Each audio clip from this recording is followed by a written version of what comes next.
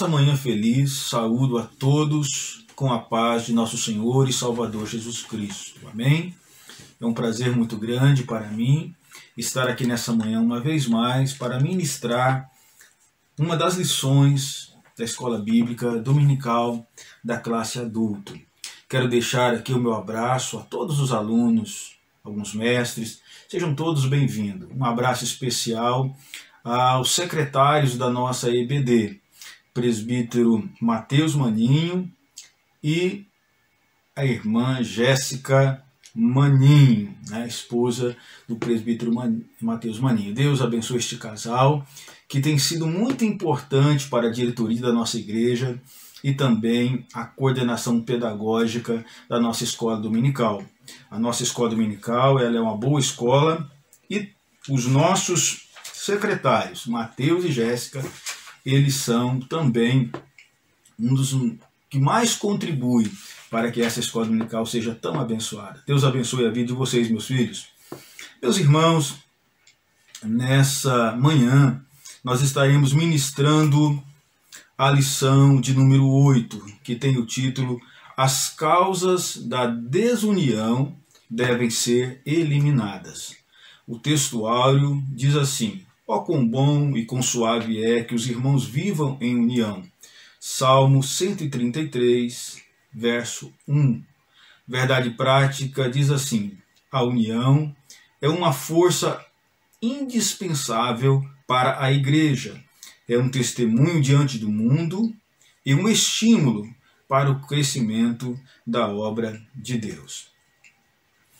A nossa leitura bíblica em classe ela está no livro de Neemias, capítulo 5, verso 1, e também do verso 6 ao verso 12. Vamos ler a palavra de Deus? Diz assim o texto sagrado. Foi, porém, grande o clamor do povo e das suas mulheres contra os judeus, seus irmãos.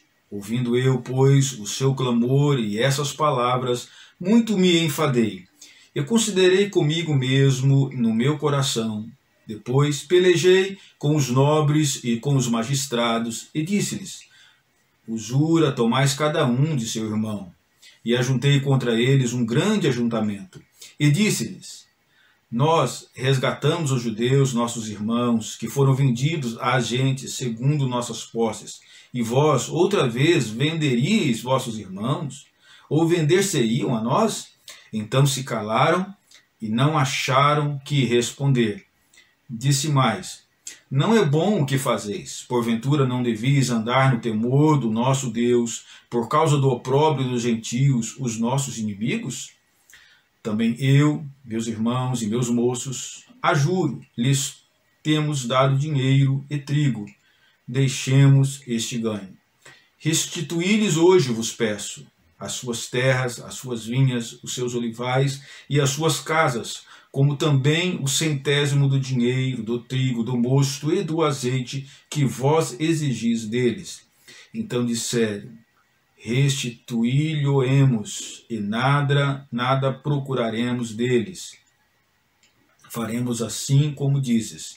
Então chamei os sacerdotes e os fiz jurar que fariam conforme esta palavra. Vamos orar neste momento. Senhor, nosso Deus e nosso Pai, em nome de Jesus eu te agradeço, Senhor, por essa leitura da tua palavra. Te peço, meu Pai, que nessa manhã o Senhor venha falar conosco, meu Pai, venha me usar para que possa falar a cada um dos teus filhos, meu Pai, que possamos ser edificados através do ensino da tua palavra. Em nome de Jesus. Amém. Meus irmãos, a nossa lição ela tem 4 tópicos que nós colocamos aí, e esses tópicos nós estaremos estudando, e durante essa nossa ministração nós temos como objetivo geral destacar que a união é indispensável para o crescimento e sustentabilidade da obra de Deus. Teremos também mais 3 objetivos específicos que falam assim: explicar que a união, caracterizada no período pós-exílio, serve de referência para a igreja expor a injustiça social que ameaçava a união dos judeus nos tempos de Neemias, mostrar as medidas adotadas por Neemias para manter o povo unido em um só propósito. Meus irmãos, o grande tema nessa manhã é a união. Quando nós olhamos para a Bíblia Sagrada, em São João 17, verso 20 e 21, nós vamos ver o Senhor Jesus fazendo aquela oração tão linda e dizendo bem assim: e não rogo somente por estes, mas também por aqueles que pela tua palavra hão de crer em mim, para que todos sejam um, como tu, ó Pai, o és em mim e eu em ti. Que também eles sejam um em nós, para que o mundo creia que tu me enviaste.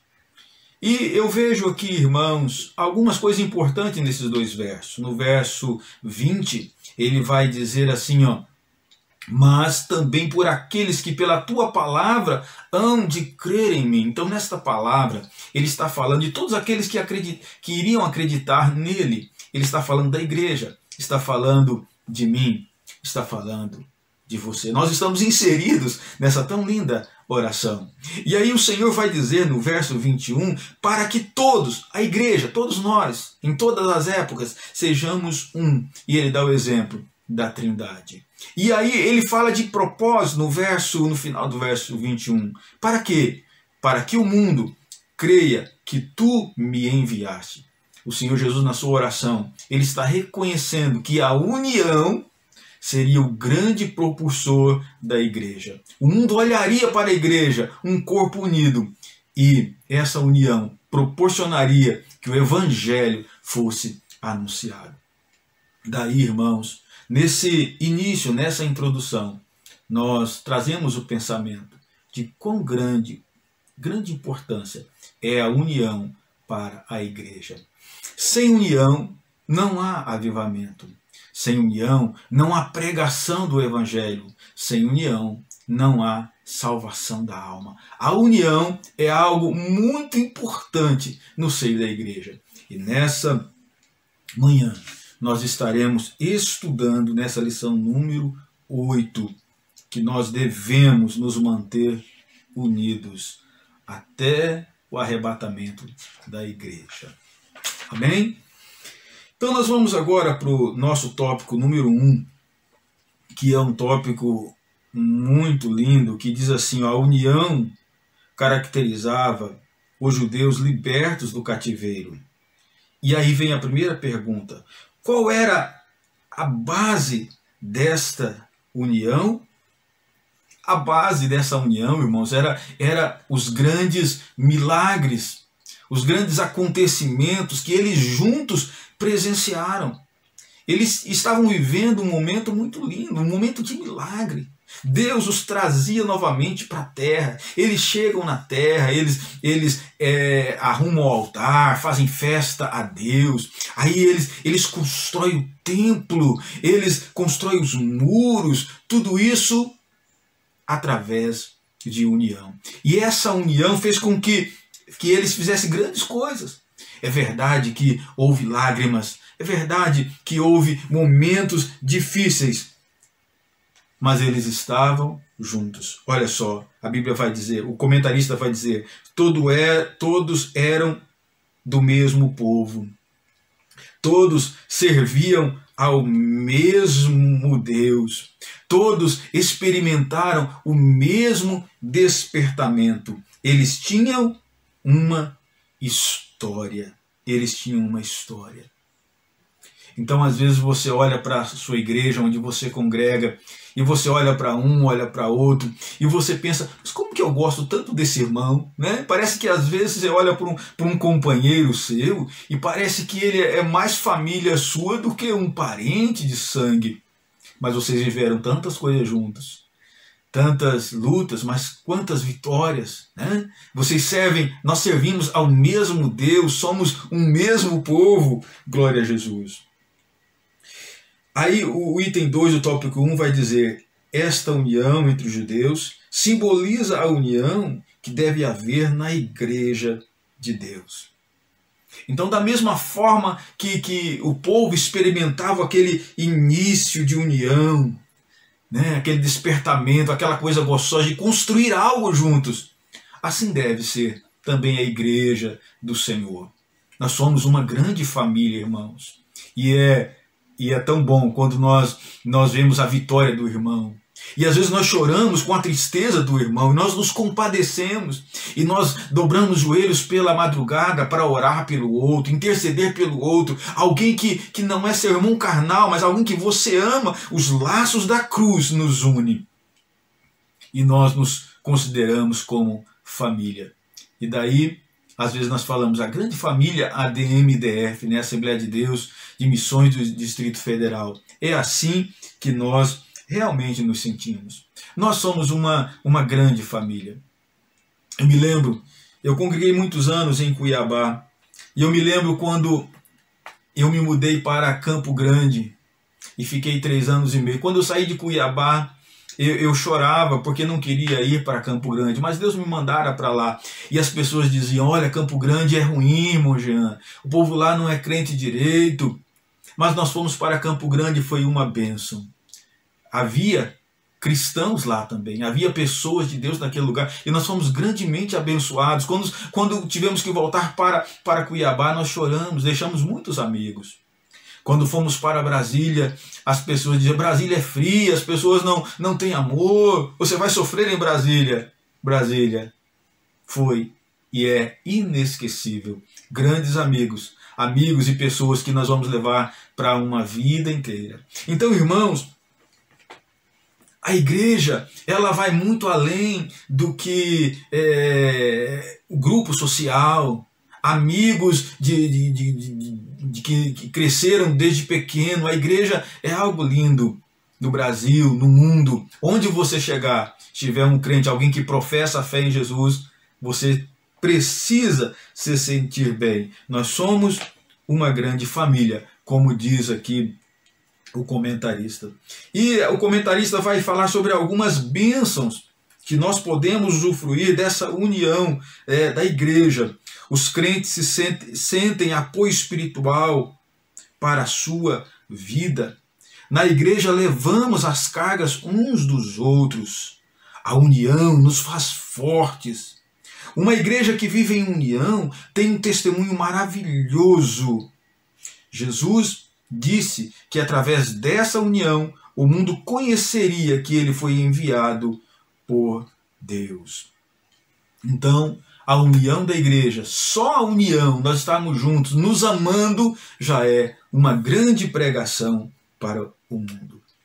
O item 3, o comentarista diz assim: esta união é uma verdadeira força. Eclesiastes 4:12 diz: o cordão de 3 dobras não se quebra tão depressa. Esta união é uma verdadeira força. Então, irmãos, você já sentiu isso? Quantas vezes você chegou na igreja triste e saiu alegre? Né? Quantas vezes você deu um abraço em um irmão e a pessoa diz assim: olha, aquele abraço seu salvou o meu dia, glórias a Deus. Um abraço, uma lágrima. O que é isso? É a força do irmão, né? A força da amizade, a força da igreja. Às vezes você está sofrendo, você pede a oração e os irmãos dizem: vou orar por você. E você sabe, não está sozinho nessa batalha. Você tem Jesus, você tem o Senhor nosso Deus cuidando de você, mas você também tem amigos, você tem pessoas que te amam de verdade, que estão clamando por você, estão buscando a Deus por uma grande vitória. Mas, meus irmãos, a união, ela é linda, ela precisa ser cultivada. E durante a nossa vida vão surgir alguns obstáculos, alguns problemas que poderão abalar esta união. Foi o que aconteceu. O tópico 2 vai dizer que a união entre os judeus estava ameaçada. onde vinha essa ameaça? De onde vinha o problema? O problema, irmãos, era interno. Quando nós temos que lutar contra o inimigo externo, nós estamos vendo, está longe. Mas quando o problema é interno, parece que é mais difícil se enxergar, de ver esses problemas. Mas o problema era tão grande e muitos não conseguiam ver que eles estavam pecando contra Deus. O problema era de uma grande injustiça social. Qual era essa ameaça? O que ameaçava? Tratava-se de uma grande injustiça social. Financeiramente, a vida dos que voltavam da Babilônia era bem difícil. Muitos eram obrigados a tomar dinheiro emprestado, não só para seu sustento, como também para pagar o imposto ao governo. Tomavam emprestado dos seus irmãos mais ricos, os quais cobravam juros altos, até mesmo com usura. Quando os mais pobres não conseguiam pagar os empréstimos tomados, os irmãos mais ricos executavam as dívidas, tomando as casas, as terras e até mesmo os filhos e as filhas dos devedores. Meus irmãos, eu parei para pensar nessa situação, quão difícil era. O problema não era mais com os inimigos, não era mais com alguém querendo matar ele, não, o problema era interno. Uns estavam oprimindo os outros. Era tão triste, imagina a tristeza.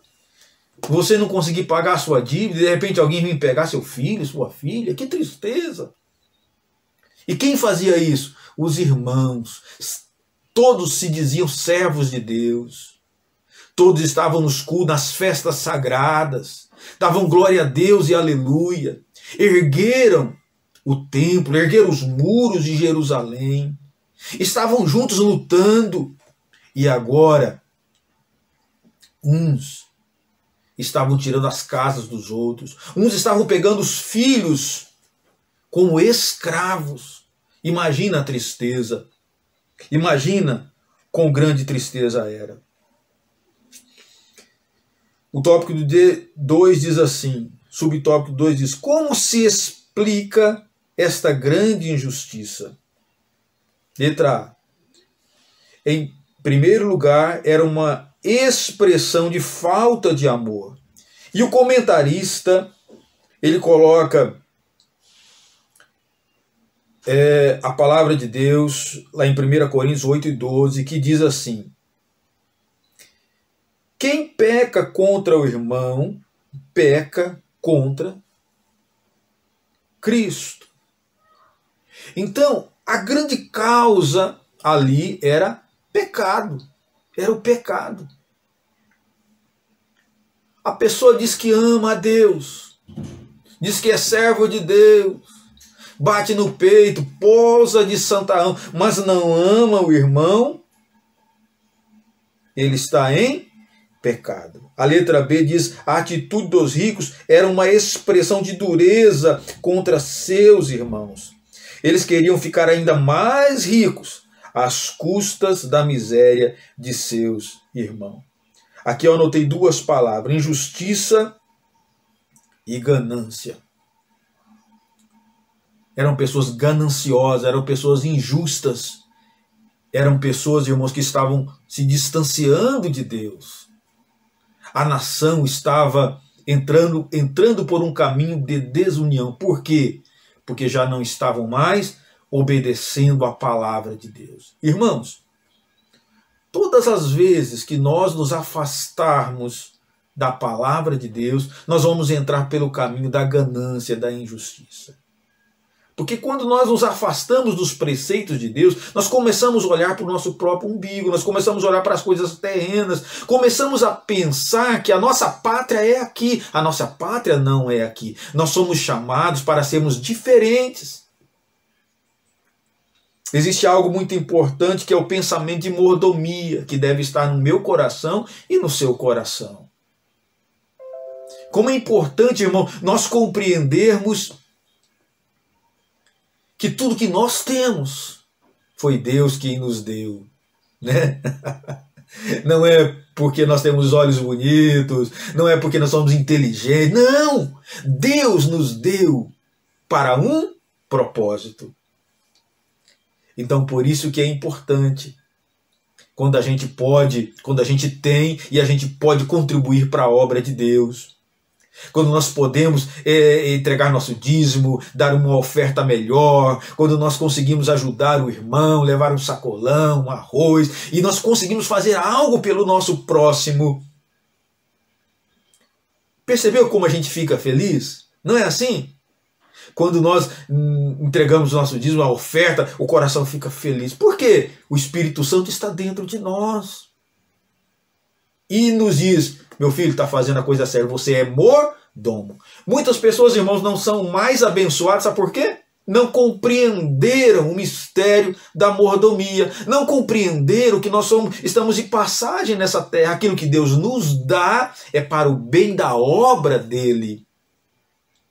Deus, o nosso Senhor, precisa que nós compreendamos a viver nessa terra como servos de Deus. E não permitamos, irmãos, que o nosso coração vá por um caminho de ganância e de injustiça.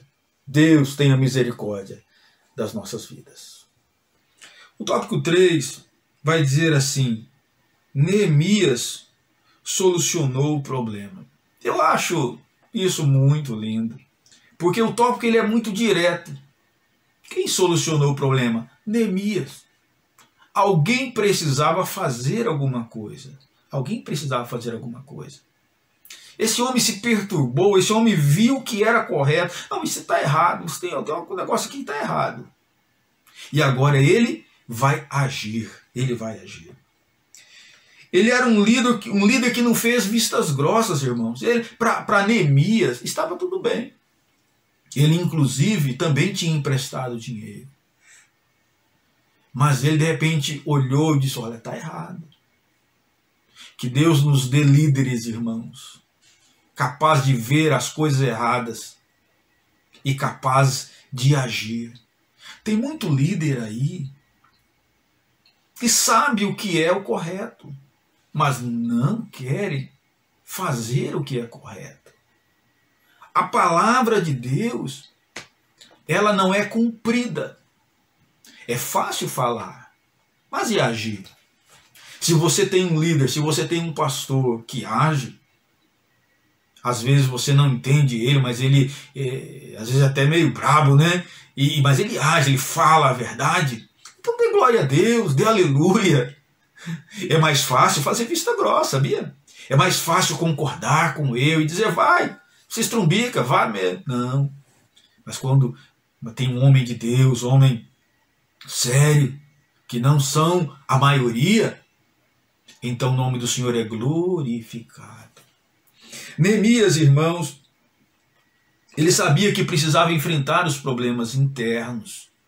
Porque se não enfrentasse os internos, como enfrentaria os externos? Neemias convocou um grande ajuntamento, reuniu o povo e lembrou a todos os irmãos que os irmãos mais pobres estavam sendo literalmente escravizados. Confrontou-os com a sua injustiça, perguntando-lhes, vender-se-íamos a nós? Então se calaram e não acharam o que responder. Houve um confronto, reuniu o povo e falou a verdade. A verdade precisa ser dita, irmãos. Conhecereis a verdade e a verdade vos libertará.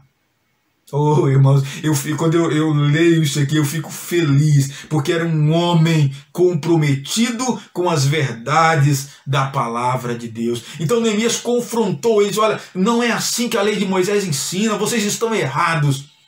E aquele povo, vendo que era um homem de Deus, aceitaram a verdade. O item 2 diz, Neemias fez a proposta conciliadora, deixemos este ganho. Ele estava dizendo, eu também vou deixar, eu vou fazer a minha parte, vou dar o exemplo. Ele estava dizendo, eu vou dar o exemplo. E a proposta de Neemias foi aceita. E o povo, vendo a firmeza do homem de Deus, vendo que ele estava dando o exemplo, então o povo diz: vamos fazer o que é correto. E Neemias agora chama os sacerdotes, e eles juraram perante Deus de fazer conserto, de fazer o que é correto. Que Deus tenha misericórdia de nós, irmãos. Deus tenha misericórdia de você, líder, de você,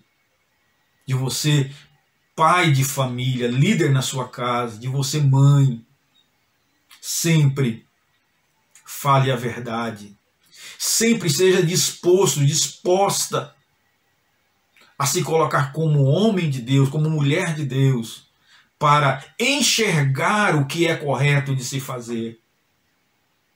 E aí depois ter a coragem de confrontar, para que a sua família, para que a sua igreja, para que o seu grupo seja bem-sucedido na presença de Deus.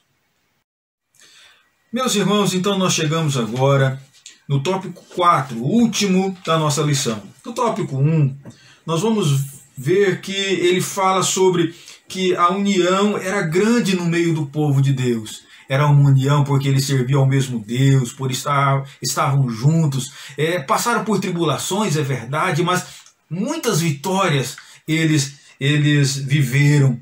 E essas vitórias, elas fizeram com que eles estivessem unidos em Deus. No tópico 2, vai falar sobre uma grande ameaça, uma grande injustiça social, um grande problema surgiu e que ameaçava essa união. No tópico 3, nós acabamos de aprender que Neemias agiu como um homem de Deus deve agir. Se levantou, deu exemplo e o nome de Deus foi glorificado, o problema foi resolvido. Então, o tópico 4, ele traz a consequência desse agir desse homem de Deus. Vai falar: a paz voltou a reinar entre os judeus. Voltou a reinar. É um tópico lindo, irmãos. Todas as vezes que nós entrarmos pelo caminho de fazer as coisas certas, a paz de Deus vai reinar em nossos corações. Mas esse tópico que traz esse título, essa consequência, ele é dividido em 2 subtópicos, que vai trazer exemplos, conselhos práticos para as nossas vidas nos dias de hoje.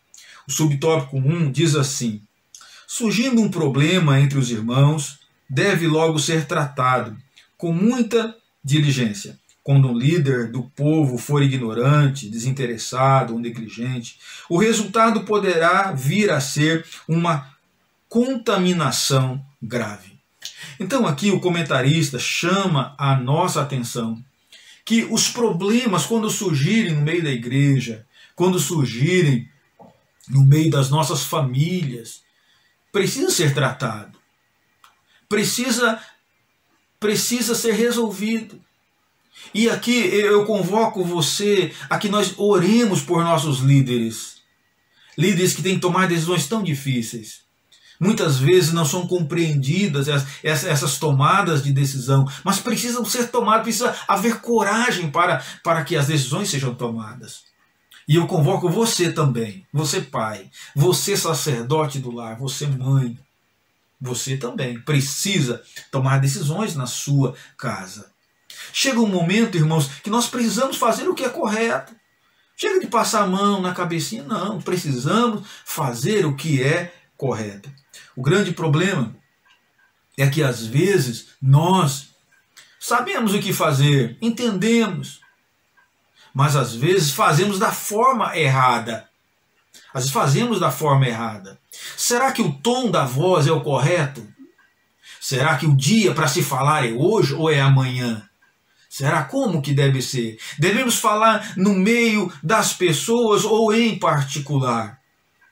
O comentarista, ele vai dizer que ele deve enfrentar os problemas com humildade.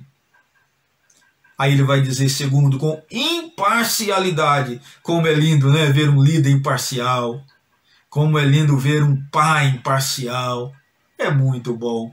E o mais importante, na minha opinião, e com a sabedoria de Deus. Meus irmãos, é verdade que às vezes nós não temos as palavras certas, nós não temos o jeito certo, queremos fazer o certo, mas às vezes erramos. Mas precisamos acertar. E como acertar? Precisamos da ajuda do Espírito Santo de Deus, que quer nos ajudar. Neemias, ele fez o certo, mas ele foi ajudado por Deus. Da mesma forma que Deus ajudou Neemias, ele quer ajudar você. Agora você precisa ser corajoso. Algumas vezes na vida eu não compreendi meus líderes, meus pastores. Quantas decisões que eu queria que eles tomassem de um jeito, eles tomaram de outra. E eu não compreendi, não compreendia. E até hoje, quantos líderes não são compreendidos? Que Deus tenha misericórdia de nós, irmãos. Oremos por nossos líderes, para que eles possam tomar as decisões corretas. Não a decisão que eu quero, nem que você queira, mas aquilo que é correto perante o nosso Deus. Deus é aquele que orienta as nossas lideranças. Está pronto a orientar você. Abra seu coração nessa manhã e peça a Deus me ajude, me oriente a tomar as decisões corretas no meu lar, no meio da minha família. Mas me dá coragem, Deus, não me deixa ser um covarde. Me encha da tua graça, me dê a coragem, determinação, o exemplo que teve Neemias. E Deus vai te ajudar. O subtópico 2, irmãos, ele vai trazer algumas coisas para nós meditarmos. Ele vai dizer que a desunião representa uma obra da carne, vai dizer que a desunião destrói a comunhão e o amor entre os irmãos. Quem ama a Deus ama também seu irmão. Esse subtópico vai nos ensinar que a união entre os crentes é o selo de estabilidade espiritual e de paz na igreja. Vai dizer que a nossa união é uma pregação. Mas o que mais me chama a atenção nesse subtópico 2 é o título dele.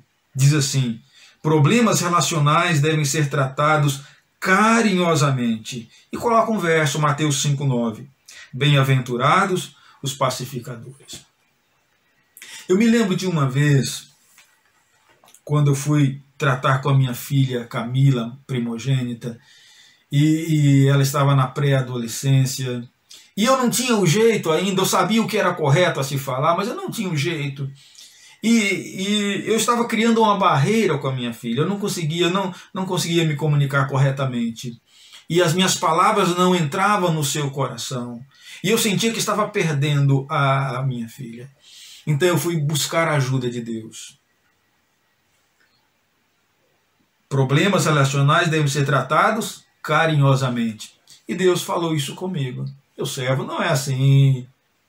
É carinhosamente, meu filho. Aí eu entendi. E aí Deus me deu estratégia.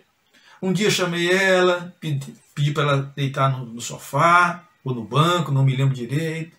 Deitei no colinho e comecei a chorar. E chorei, pedi lágrimas a Deus, chorei. E ela, com a mão na cabecinha, também começou ali quase que chorar. Meu pai, o que está acontecendo? Ele disse: minha filha, estou com medo de perder você. Mas perder como, papai? Porque minha filha, o caminho que você está caminhando pode levar você por alguma coisa errada, minha filha. Jesus vai ficar triste. E o papai está preocupado com a sua salvação. E aí ela me abraçou, e meu pai, estou entendendo, não vou fazer mais assim. E o nome do Senhor foi glorificado. Amém, irmãos? Então, uma das formas de tratar, o comentarista vai dizer, problemas relacionais devem ser tratados com carinho, carinhosamente. Às vezes está faltando carinho aí no seu lar.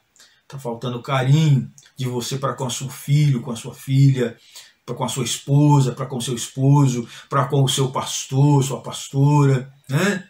Para com o seu liderado. Deus nos fala nessa manhã. Precisamos ter firmeza, precisamos agir, mas precisamos agir da maneira correta. E qual é a maneira correta, irmão Jean? É a maneira que Deus nos instruir. É verdade que às vezes nós precisamos falar duro também. Não é verdade, irmãos? Precisamos. Sempre a estratégia. Quem nos dará é o nosso Senhor. Amém? Então nós chegamos ao final da nossa lição. E eu quero agradecer aos irmãos, aos alunos que nos acompanharam nessa manhã. Que a palavra de Deus esteja em seu coração. A nossa conclusão, irmãos, nessa manhã, eu quero repetir aqui com os irmãos a nossa verdade prática. Então a conclusão diz assim: a união é uma força indispensável para a igreja. É um testemunho diante do mundo. E é um estímulo para o crescimento da obra de Deus. Vamos orar? Oremos. Amado Deus e poderoso Rei, eu te agradeço por esses momentos na tua presença, Senhor. Te agradeço por ministrar a tua palavra, que a tua palavra possa estar em nossos corações, meu Pai, e que a união possa estar sempre na casa de Deus, no meio da igreja, no meio destas famílias, meu Pai. Em nome de Jesus nós oramos. Amém. Que Deus abençoe a tua vida, que Deus abençoe a tua família, em nome de Jesus. Amém.